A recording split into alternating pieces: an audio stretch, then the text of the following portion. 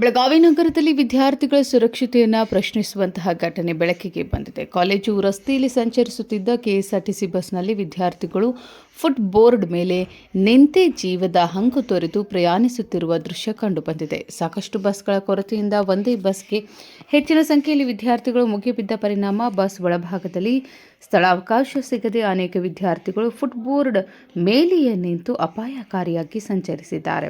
ಪ್ರತಿದಿನ ಇದೇ ಪರಿಸ್ಥಿತಿ ಎದುರಾಗ್ತಿದೆ ಎಂದು ವಿದ್ಯಾರ್ಥಿಗಳು ಹಾಗೂ ಸಾರ್ವಜನಿಕರು ಅಸಮಾಧಾನ ವ್ಯಕ್ತಪಡಿಸಿದ್ದಾರೆ. ವಿದ್ಯಾರ್ಥಿಗಳ ಸುರಕ್ಷತೆಯ ದೃಷ್ಟಿಯಿಂದ ಹೆಚ್ಚುವರಿ ಬಸ್ಗಳನ್ನು ನಿಯೋಜಿಸುವ ಅಗತ್ಯವಿದೆ.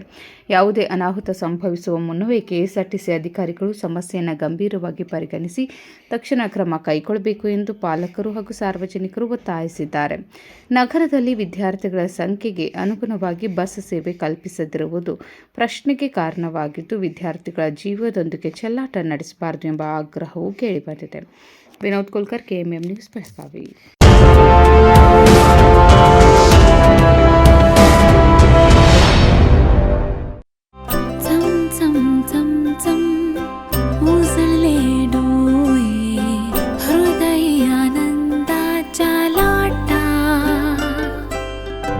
शुभ क्षण आले, क्षण प्रेमळ है, रेशमात गुंफून सोनेरी.